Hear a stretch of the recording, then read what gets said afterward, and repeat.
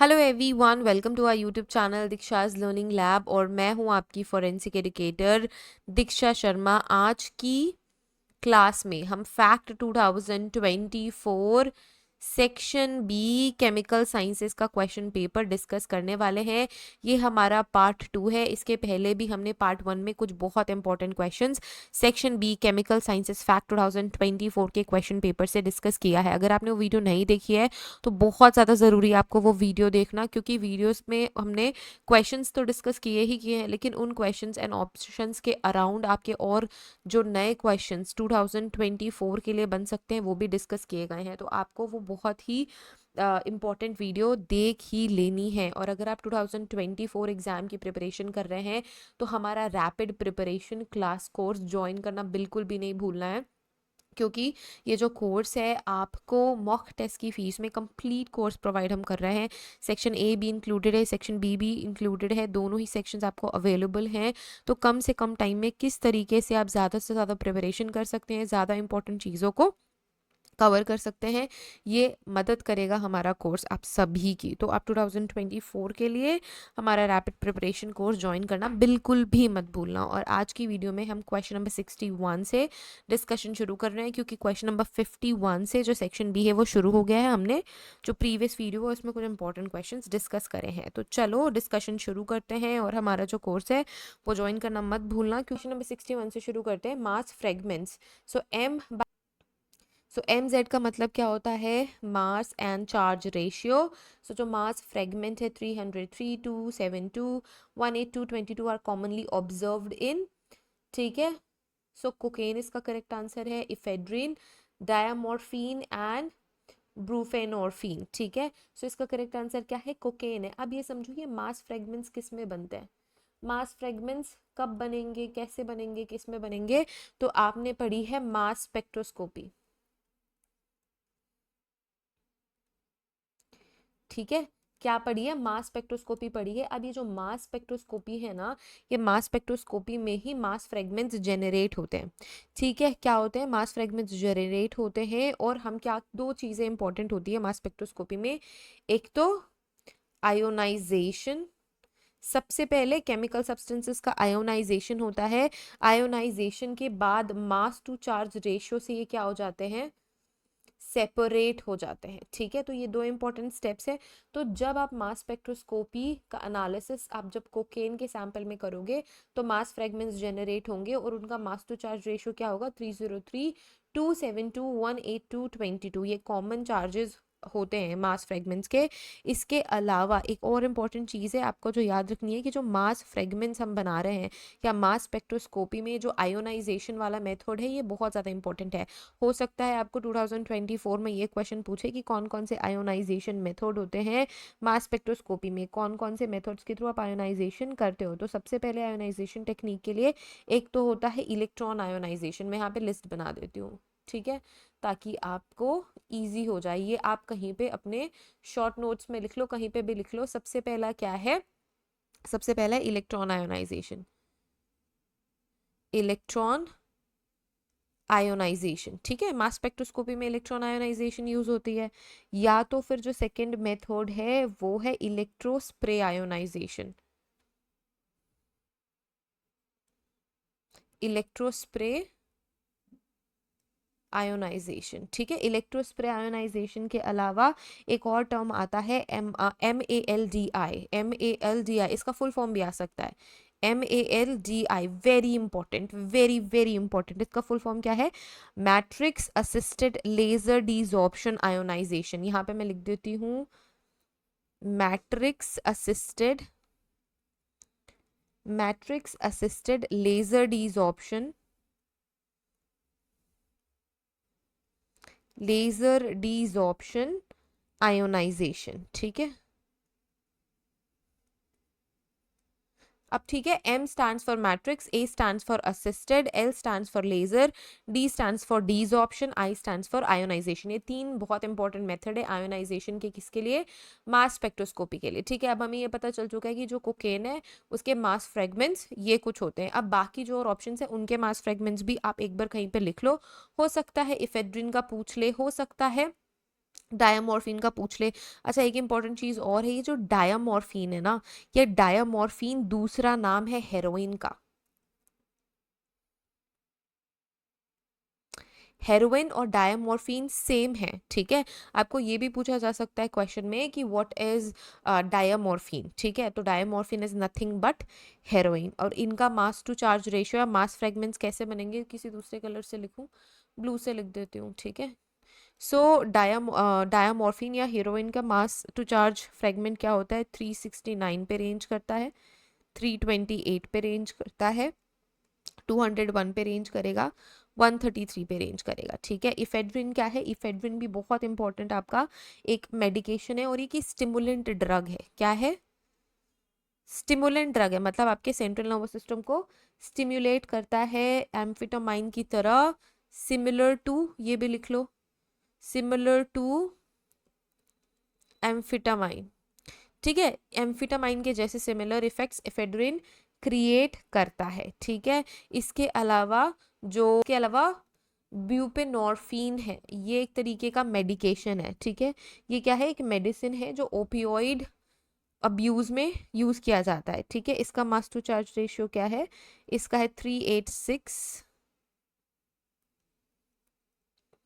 278 and 194, ठीक है। इस क्वेश्चन से इतनी सारी चीजें आप याद रखोगे। नेक्स्ट क्वेश्चन जो है, Dille Koppanyi is a specific test for the detection of barbiturates, ठीक है। हमको आंसर पता चल गया। अब इससे आपको चीज़ें क्या याद रखनी है, या किस तरीके के और क्वेश्चंस 2024 में बन सकते हैं, पॉसिबल क्वेश्चंस, ये सिमिलर टाइप ऑफ कॉन्सेप्ट्स है। मैं आपको बार बार कहती हूँ, कभी कभी क्वेश्चन भी रिपीट हो जाते हैं, बट क्वेश्चन रिपीट नहीं हो रहे तो कॉन्सेप्ट तो 100% रिपीट होते हैं। इसी वजह से हम previous year question paper discuss करते हैं या पढ़ के जाते हैं, ठीक है। ये बेसिकली बार्बिट्यूरेट्स का टेस्ट है। अब इस टेस्ट में कुछ लाइक स्टेप्स हैं, तो क्या स्टेप्स होता है इसमें, आप सैंपल में क्या ऐड करोगे, सैंपल में आप ऐड करोगे किसका सोल्यूशन, डेलिकोपाइनी रिएजेंट। अब आपसे ये भी क्वेश्चन पूछा जा सकता है कि जो डेलिकोपाइनी रिएजेंट है इसमें क्या कंपोजिशन होती है, तो इसकी कंपोजिशन होती है, मैं अलग अलग लिख रही हूँ, आपको नोट्स में इकट्ठे देखने को मिलेगा ये, ठीक है। Die मिथाइलमाइनो dimethyl amino benzaldehyde,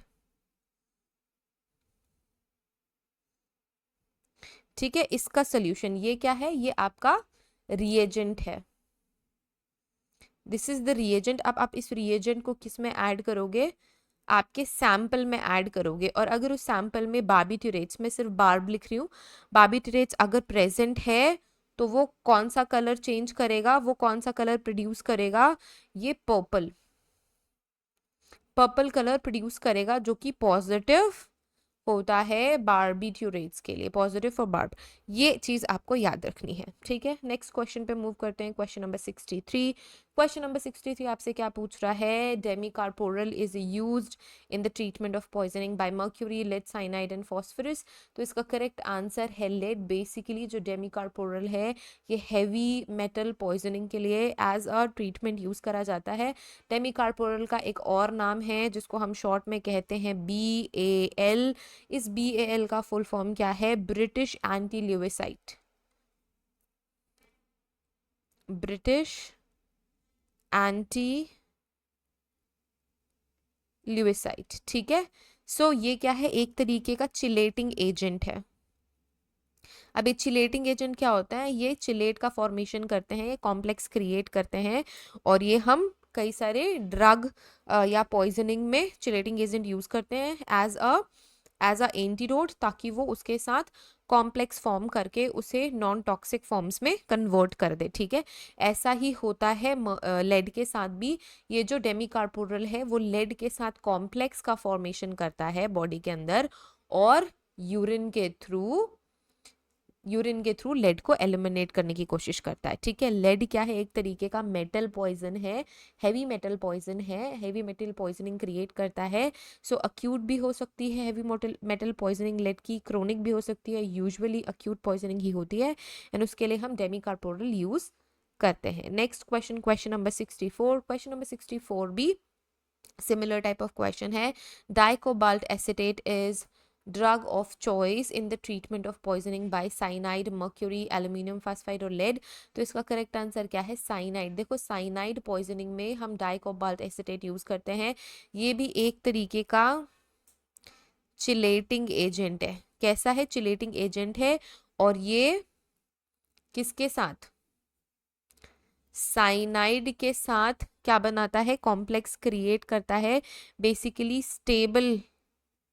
stable complex create करता है। स्टेबल कॉम्प्लेक्स क्रिएट करेगा और इस स्टेबल कॉम्प्लेक्स से क्या होगा? जो साइनाइड है वो नॉन पॉइजनस फॉर्म में कन्वर्ट हो जाएगा। मैं थोड़ा सही से लिख देती हूँ। जो साइनाइड है वो नॉन पॉइजनस फॉर्म में कन्वर्ट हो जाता है और कोई पॉइजनिंग नहीं क्रिएट करता, इसलिए हम ट्रीटमेंट के लिए यूज करते हैं। नेक्स्ट क्वेश्चन जो है, ducky gold name is given to opium, cannabis, coca and peyote. तो इसका करेक्ट आंसर क्या है? इसका करेक्ट आंसर है कैनबिस। कैनबिस को डुकी गोल्ड क्यों बोलते हैं भाई? क्योंकि जो डिफरेंट टाइप ऑफ कैनबिस होता है, सबसे ज्यादा केरला में एक डिस्ट्रिक्ट है, केरला का एक स्पेसिफिक डिस्ट्रिक्ट है जिसका नाम इडुक्की है। इडुक्की, ठीक है। इसी इडुक्की प्लेस की वजह से, इसी इडुक्की डिस्ट्रिक्ट की वजह से कैनबिस बहुत लाइक बड़े अमाउंट में कल्टिवेट किया जाता है इस पर्टिकुलर डिस्ट्रिक्ट में, इस इडुक्की डिस्ट्रिक्ट में केरला के। इस वजह से कैनबिस को इडुक्की गोल्ड बोला जाता है, ठीक है। इसी वजह से ही हम इसे इडुक्की गोल्ड बोलते हैं। नेक्स्ट जो क्वेश्चन है, नेक्स्ट क्वेश्चन है क्वेश्चन नंबर 66, जो कि आपसे पूछ रहा है सिनर्जिस्टिक और synergic effect is observed in the following, ठीक है। अब ये जो इफेक्ट है ये क्या होता है? फॉर एग्जाम्पल, ठीक है, आपके जरूर कभी ना कोई भाई बहन होंगे। अगर आप सिंगल चाइल्ड हो तो आपके कजिन्स होंगे, चाचा ताऊ के बच्चे होंगे, है ना। तो जब आप अकेले रहते हो, है ना, तो अगर आपको कोई शैतानी सूझ रही है या फिर आपको कहीं लेट्स से मोमो खाने जाना है या पिज़्ज़ा खाने जाना है, तो आप क्या करोगे? घर में वैसे भी जंक फूड के लिए डांट पड़ती है, सबको सब कहते हैं कि बाहर का खाना मत खाओ। तो अगर आप अकेले हो तो आप प्लान नहीं बना पाओगे कि यार मैं अकेले बाहर जाके खा के क्या आऊँगा, या फिर कोई और शैतानी आपको करनी है। बचपन में कभी आप साथ में होते थे तो शैतानी नहीं कर पाओगे, अकेले कौन क्या ही करेगा, है ना। बट अगर आपके कजिन्स आपके साथ है या फिर आपका भाई आपकी बहन आपके साथ है, तो आप क्या करोगे? आपको हिम्मत मिल जाती है और आप जरूर वो शैतानी करोगे, या फिर आप बाहर जाके खा के आ जाओगे। आप उसको भी बोलोगे चल यार बाहर चल के खा के आते हैं। Similar happens with your friend, anything, just imagine कर लो। मैं सिर्फ और सिर्फ ये इफेक्ट समझाने के लिए एक एग्जाम्पल दे रही हूँ, ठीक है। तो क्या होता है जब दो जने मिल जाते हैं तो क्या हो जाती है? शैतानी करनी है तो वो भी आप कर ही लोगे, बाहर जाना है वो भी आप चले जाओगे, कोई भी प्लान्स बनाने हैं वो एग्जीक्यूट कर ही लोगे, ठीक है। बट अकेले अकेले में आप वो प्लान्स हो सकता है एग्जीक्यूट करो या नहीं करो, व्हाटसोएवर। सो ऐसे ही होता है सिनर्जिस्टिक इफेक्ट या सिनर्जिक इफेक्ट में। कोई एक सिमिलर ड्रग है या केमिकल है या फिर कोई भी ऐसा केमिकल चेंज करने वाला एलिमेंट है जो अकेले बहुत एक्सट्रीम इफेक्ट्स क्रिएट नहीं कर रहा है, लेकिन किसी और ड्रग के साथ, किसी और केमिकल के साथ, किसी और रिएजेंट के साथ एक्सट्रीम लेवल का जो रिजल्ट है वो क्रिएट करता है, मतलब इंक्रीज्ड इफेक्ट। इसको हम बोलते हैं सिनर्जिस्टिक इफेक्ट, है ना। जैसे कि यहाँ पे अल्कोहल, अगर कोई अल्कोहल अकेले कंज्यूम कर रहा है, अल्कोहल के साथ कोई दूसरा ड्रग कंज्यूम करेगा, तो हो सकता है कि अल्कोहल का जो इफेक्ट है और उस पर्टिकुलर ड्रग का इफेक्ट है मिक्स होके एक्सट्रीम इफेक्ट्स में कन्वर्ट हो जाए। और ये जो एक्सट्रीम इफेक्ट्स कन्वर्ट होना होता है उसको हम कहते हैं सिनर्जिस्टिक इफेक्ट। कि अकेले अकेले वो थोड़ा नॉर्मल ही थे, मतलब जो भी इफेक्ट क्रिएट कर रहे थे अपनी बाउंड्रीज में रह के इफेक्ट क्रिएट कर रहे थे, बट दोनों को अगर कंज्यूम साथ में किया जाए या कंबाइन करके कंज्यूम करा जाए तो वो हाई लेवल इफेक्ट क्रिएट कर रहे हैं। तो आपको यही बताना है कि जो ऑप्शन है उसमें से कौन सा option high level effect observe करोगे, जिसमें तो अल्कोहल और फिनोबार्बिटल। देखो ये क्वेश्चन ना मुझे ऐसा लग रहा है कि ऑप्शन 1 एंड ऑप्शन 2 ये दोनों ही ऑप्शंस भी सही होने चाहिए, क्योंकि ये जो आपका प्रोमेथायाजीन है या जो फ्लूनाट्राजिपाम है, ये भी बहुत ही ज़्यादा पोटेंट ड्रग है और अल्कोहल के साथ बहुत सीवियर सेंट्रल नर्वस सिस्टम को डिप्रेस करते हैं, कोमा जैसी सिचुएशन या डेथ जैसी सिचुएशन क्रिएट करते हैं, क्योंकि सिनर्जिस्टिक इफेक्ट आ रहा है ना, अल्कोहल के साथ कंज्यूम करी जा रही है। अल्कोहल कोकेन सिनर्जिस्टिक इफेक्ट नहीं दिखाती है, बट ये जो 3 और अदर ऑप्शन है, फोर्थ ऑप्शन आपका करेक्ट ऑप्शन है, नो डाउट। बार्बिट्यूरेट्स के साथ अल्कोहल डेडली ही होते हैं, coma and death is very prominent, and बहुत बहुत सारे ओवरडोज के केसेस में अल्कोहल के साथ कॉम्बिनेशन में बार्बिट्यूरेट्स का इस्तेमाल देखा गया है। सो ये सिनर्जिस्टिक इफेक्ट क्रिएट करते ही करते हैं। ये क्या करते हैं, ये आपके सेंट्रल नर्वस सिस्टम को पेनिट्रेट करते हैं। सेंट्रल नर्वस सिस्टम को क्या करेंगे, एक्सट्रीम डिप्रेस करेंगे। डिप्रेशन ऑफ किसका किसका डिप्रेशन हो जाएगा, सेंट्रल नर्वस सिस्टम का, रेस्पिरेटरी सिस्टम का, और आपका बेसिकली हार्ट का भी जो सिस्टम है ना वो भी बहुत स्लो डाउन हो जाता है। इसी वजह से कोमा या फिर डेथ जैसी सिचुएशन आती है। बट अल्कोहल के जो और दो अदर कॉम्बिनेशन है ये भी सिनर्जिस्टिक इफेक्ट शो करेंगे एट सम पॉइंट। ठीक है, तो ये एक बार ही आप ध्यान रख लेना कि अल्कोहल के साथ बेसिकली बार्बिटरेट्स या फिर ये जो नाइट्राजिपाम वाली फैमिली के ड्रग्स है ये सिनर्जिस्टिक इफेक्ट देते हैं। ठीक है, नेक्स्ट क्वेश्चन पे मूव करते हैं। Question number 67, which of the following is metabolite of diazepam. Diazepam भी एक तरीका का बार्बिटरेट है जो कि डिफरेंट डिफरेंट मेटाबोलाइट यहाँ पे ऑप्शंस में आपको मिले। इसका करेक्ट आंसर क्या, option B and D, option B and D. Temazepam and oxazepam ये दोनों ही क्या है, मेटाबोलाइट है। अब आपको इससे और क्या चीज़ याद रखनी है, इससे आपको ये याद रखनी है कि भाई डाइजेपाम का जो मेटाबॉलिज्म है वो कहाँ पे होता है, वो होगा लिवर में। डाइजेपाम का मेटाबॉलिज्म लिवर में होगा। और कौन से एंजाइम इन्वॉल्व होंगे, cytochrome, cytochrome P450 enzyme system इस फैमिली के। ठीक है, ये जो साइटोक्रोम P450 फैमिली है ना एंजाइम की, ये यूज होते हैं लिवर में डाइजेपाम को मेटाबोलाइट में कन्वर्ट करने के लिए, मेटाबॉलिज्म के लिए। देखो मेटाबॉलिज्म में कई सारे स्टेजेस रहेंगे और उन स्टेजेस को फॉलो करके क्या होता है, कोई भी ड्रग मेटाबॉलिज्म को अचीव करेगा या फिर मेटाबोलाइट क्रिएट करेगा। ठीक है, नेक्स्ट क्वेश्चन पे मूव करते हैं। Question number 68, the percentage of alcohol is absorbed through the stomach walls into the portal vein of the blood system. So correct answer क्या है, 20%. So basically 20% आपके स्टमक में अब्जॉर्ब होता है एंड बाकी जो 80% है ना। सो बेसिकली हम 20-80 के फॉर्मूला से समझ लेते हैं कि कितना कहाँ पे अब्जॉर्प्शन होता है एल्कोहल का। एल्कोहल वैसे तो पूरी बॉडी में धीरे धीरे अब्जॉर्ब होती रहती है, लेकिन जो मेजर अब्जॉर्प्शन है सिस्टम का बेसिकली आपके पूरे जीआई ट्रैक में ही होगी। बट हम ऐसा मानते हैं कि जो 20% है एल्कोहल वो किसमें, स्टमक के वॉल से अब्जॉर्ब होता है। और इसके अलावा जो 80% है वो इंटेस्टाइन, ड्यूोडेनम, जियोजेनम आपके जीआई ट्रैक से होता है। 80% this is from, like GI tract तो पूरा कंप्लीट ही हो गया, स्टमक एंड योर इंटेस्टाइन के different different areas, duodenum, jejunum ये सारे, और ileum. Okay, next question, question number 69, which among the following is the most potent opiate. तो भाई सबसे ज्यादा पोटेंट ओपिएट है फेंटेनिल। फेंटेनिल सबसे ज्यादा खतरनाक एंड पोटेंट ओपिएट है। ये 50 से 100 टाइम्स ज्यादा पोटेंट या ज्यादा स्ट्रॉन्ग होता है मॉर्फिन के।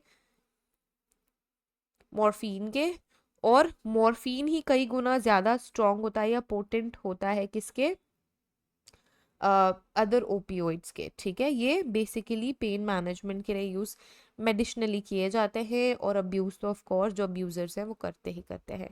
Let's move to the next question, question number 60, COTPA act was formed and executed in which year. देखो COTPA का फुल फॉर्म भी आपसे पूछा जा सकता है, जिसका फुल फॉर्म है cigarette and other tobacco product act. Cigarette and other tobacco product ad में एड बोल रही हूँ, एक्ट।